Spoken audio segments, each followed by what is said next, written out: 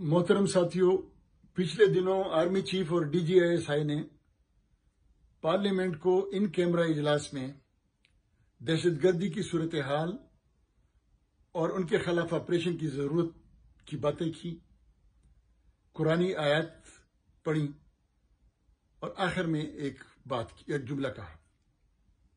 इस हवाले से मैं आपके सामने मुखातिब हूं। इन्होंने ये बहुत अच्छा किया कि तस्लीम किया कि पिछले दौर हुकूमत में इन दहशतगर्दों को वापस लाया गया, जो अच्छा नहीं हुआ। सवाल ये है कि अब इन दहशतगर्दों के खिलाफ ऑपरेशन की सोच से पहले इनको लाने वालों की सजाओं के बारे में आपने क्यों नहीं सोचा? अगर अली वजीर सिर्फ एक तकरीर की वजह से 2 साल जेल में रह सकता है, हमें तो छोड़ें, शायद खाकान अब्बासी और बिलावल भुट्टो की सिफारिशें नहीं मानी जाती, तो इतना बड़ा जुर्म करने वाले आजाद क्यों फिर रहे हैं? ये जेलों के पीछे क्यों नहीं है? इनके खिलाफ मुकदमे क्यों नहीं बन रहे हैं? इनको सजाएं क्यों नहीं मिल रही? जहां तक इन लोगों के खिलाफ ऑपरेशन की बात है, तो मैं पहले पिछले ऑपरेशनों की थोड़ा सा जिक्र कर लूं कि पिछले ऑपरेशनों में हर ऑपरेशन से पहले दहशतगर्दों को महफूज रास्ता दिया गया। फिर जो बमबारी हुई वो हमारे घरों और बाजारों पे हुई। जब वापस आए तो वो जो सारा सामान चोरी था, ये भी इसी ऑपरेशन के दौरान इन्हीं फौजियों ने किया था। जब जो फौजी चौकियां थी फाटा और खैबर पख्तूनख्वा में, इन फौजियों पर एक दहशतगर्द गिरफ्तार नहीं हुआ, जबकि एक पख्तून ऐसा नहीं है जिसकी इन चौकियों पे कहीं ना कहीं कोई ना कोई बेइज्जती ना हुई हो। इसके मुकाबले में पुलिस की चौकियों पर दहशतगर्द गिरफ्तार भी हुए, मुकाबले भी हुए और पुलिस ने हजारों की तादाद में शहादतें भी दी। ये दहशतगर्द ज़रब अज़ब से पहले कुरम एजेंसी और उसके बाद अफगानिस्तान शिफ्ट किए गए तमाम तालिबान उस वक्त अफगानिस्तान शिफ्ट किए गए जब दोहा मुज़ाकरात हो रहे थे, ताकि अफगान तालिबान को मजबूत किया जाए और आपके आइडियल वहां हुकूमत संभाले। और उन्होंने संभाल ली हुकूमत संभाल ली तो उनको वापस ले आए। ये कोई रॉकेट साइंस नहीं है। अब जब वापस ले आए तो जनरल साहब, आप और DGISI अगर बदल गए हैं और ये दावा कर रहे हैं कि हम बदल गए हैं, तो मैं कौन होता हूं कि ये कहूं कि आप नहीं बदले? दिनों के राज खुदा जानता है, मैं नहीं जानता। लेकिन मैं जमीनी हकायक बताता हूं कि कुछ नहीं बदला। वही मेजर है, वही कर्नल है, वही दहशतगर्द है, वही याराना है। आज भी दहशतगर्द मजे में है, अमन पसंद को खतरात हैं। हमने वो तमाम जगह बताई हुई हैं। अगर और कुछ ना हो, मेरे टाइमलाइन पे जाएं, मेरे पेज में देखें, मेरे ट्विटर पे जाएं। मैंने वो तमाम जगह बताई हुई हैं जहां दहशतगर्दों को रखा गया, लाया गया और जहां वो मजे कर रहे हैं। उस पे ना जाएं, ना माने तो ताजा मिसाल एक और दे देता हूं। बनू के इलाका बका खेल का एक सीनियर सहाफी, दानश्वर और शायर गौर वजीर अभी 4 दिन पहले अगवा हुआ। दिन के वक्त दहशतगर्द आखिरी 2 रोजों यानी 2 रोजे पहले, ईद से 2 रोज पहले अगवा किया।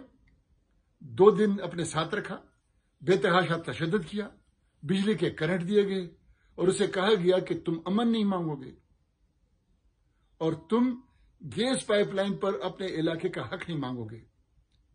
कौन सा पुलिस वाला बनू का ऐसा है जिसको मालूम ना हो? उसको तो छोड़ें, कौन सा फौजी ऐसा है बनू में जिसको यह मालूम ना हो? क्या कोर कमांडर पेशावर को यह मालूम नहीं है? अगर नहीं है तो अभी ये बात सुन लें, आप सुन लें। आप बताएं, इनके गौर वजीर के साथ जिन लोग जुल्म किया, उनके साथ आप क्या करना चाहते हैं? क्या करेंगे? कुछ भी नहीं करेंगे, कुछ भी नहीं होगा। जमीन पर वही कुछ हालात हैं जो पहले थे। جہاں تک قرآنی آیات کی بات تھی، اس سے پہلے یہ عرض صرف کرنا چاہتا ہوں کہ اگر آپ واقعی ان کو مارنا چاہتے ہیں تو ان میجر اور کرنل کا، خفیہ اداروں کا اور دہشت گردوں کا رشتہ اتنا مضبوط ہے کہ آپ ان کو کھانے پہ بلائیں، ان سے کہیں کھانے کے بلائیں اور زہر دیں، گولی بھی مت چلائیں۔ جہاں رکھا ہوا ہے وہاں چلے جائیں، وہاں ان کو گولی دے ماریں، یا ان کو پھر کہیں کہ آپ کو ہم پھر کہیں شفٹ کر رہے ہیں، افغانستان یا کشمیر میں پھر اسلام خطرے میں ہے، یا آپ کے ساتھ پھر اسی طرح چلے جائیں گے، راستے میں ان کو مار ڈالیں۔ اس کے لیے آپریشن کا ڈرامہ کرنے کی کیا ضرورت ہے؟ آج بھی زمین پر فوجی اور دہشت گرد ایک ہی ہیں۔ یہ آپ کو بری لگے گی بات، لیکن یہ وہ سچائی ہے جو مجھے جرأت دیتی ہے کہ میں آپ کے سامنے یہ کہوں کہ آج بھی زمین پر یہ جو دہشت گردی ہے، اس کے پیچھے وردی ہے، اس کے علاوہ کوئی دوسری حقیقت نہیں ہے۔ قرآنی آیات کی جو باتیں کی آپ نے، قرآن ایک آسمانی کتاب ہے، متبرک کتاب ہے، اس کے حوالے سے ہم کیا کہیں؟ اس کے حوالے سے ہم کچھ کہہ ہی نہیں سکتے، لیکن پاکستان کی تاریخ میں حکمرانوں کا قرآن کی آیات کے حوالے سے، قرآن کے حوالے سے ریکارڈ انتہائی خراب ہے۔ جب یہاں دہشت گردوں کو بنایا جا رہا تھا تو اس سے پہلے 1979 میں بریگیڈیئر ایس کے ملک کے ذریعے the Quranic concept of wars کتاب لکھی گئی، جس کا دیباچہ ضیاء الحق نے لکھا، جو آپ کی تمام فوجی چوکیوں میں، آفیسز میں اب بھی پڑھایا جاتا ہے، ڈیفنس کالجز میں۔ مجھے نہ سنیں، یہ شخص لکھتا ہے، اس کتاب میں لکھتا ہے کہ یہ کتاب لکھی صرف اس لیے گئی تھی کہ امریکہ اور سعودی عرب سمجھ جائیں کہ پاکستان فوج اسلام کے نام پر لڑ کر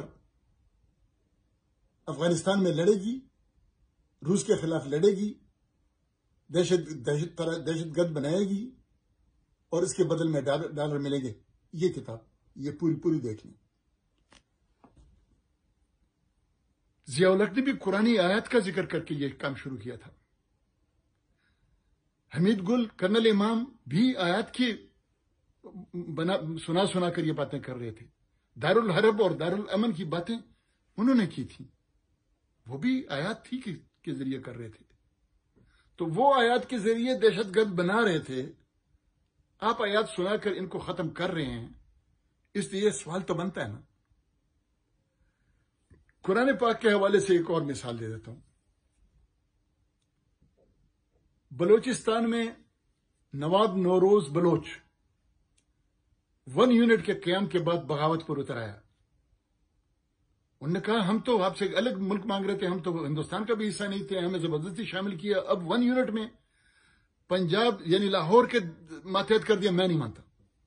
پہاڑوں پہ گئے اور انہوں نے مسلح جدوجہد شروع کی۔ پاکستانی فوج گئی، ان کا احاطہ کیا، ان کا گھیراؤ کیا، ان پہ حملے کیا، کچھ نہیں بن رہا تھا۔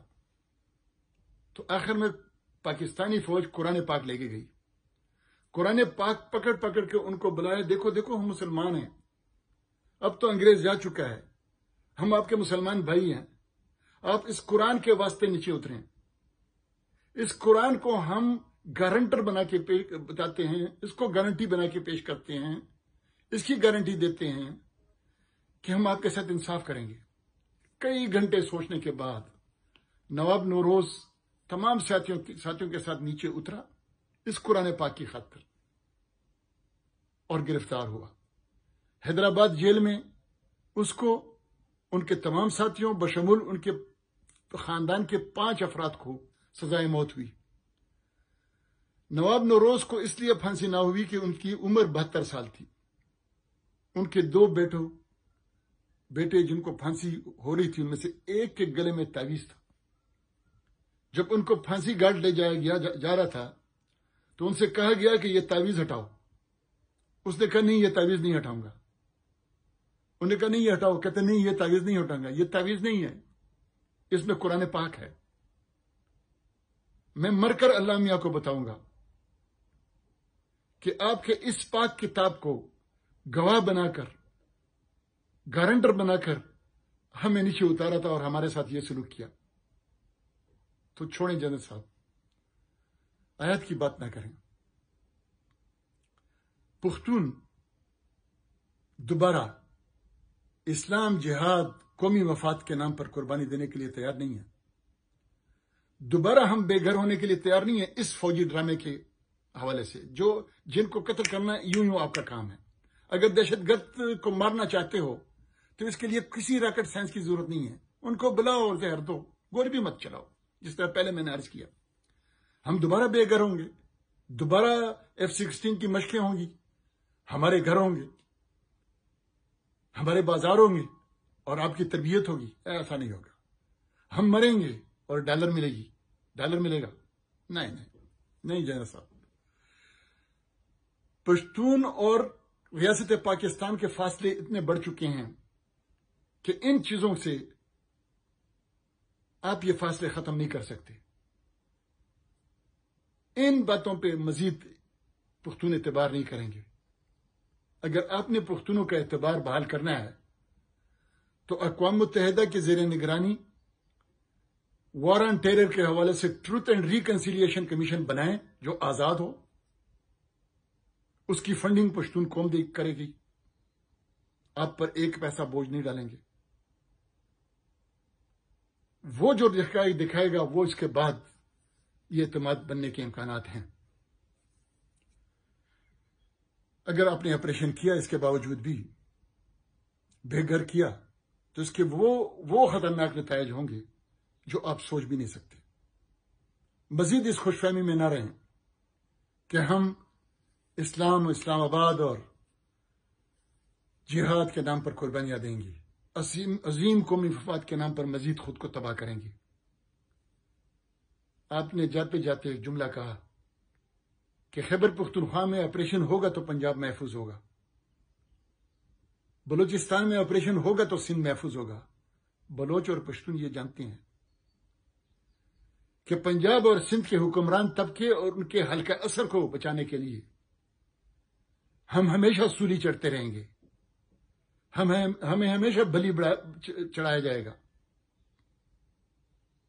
ہم ہمیشہ قربانی دیتے رہیں گے، لیکن مزید نہیں کریں گے. مزید ایسا نہیں ہو سکتا کہ ہم تباہ ہوں، ہم برباد ہوں اور کوئی اور آباد ہو. ہم مارے جائیں اور کوئی اور پاپا جان پیزے بنائیں اور آسٹریلیا کے جزیرے لیں. ہمارا انفراسٹرکچر $123 بلین کا تباہ ہو اور کہیں اور موٹر وے بنے. ایک پروجیکٹ سی پیک بلوچ اور پشتون کے نیچرل راستے پہ جائے اور اس کو چھین کر لاہور کی طرف موڑا جائے. نہیں جنرل صاحب، یہ باتیں مزید ممکن نہیں ہیں. Thank you very much.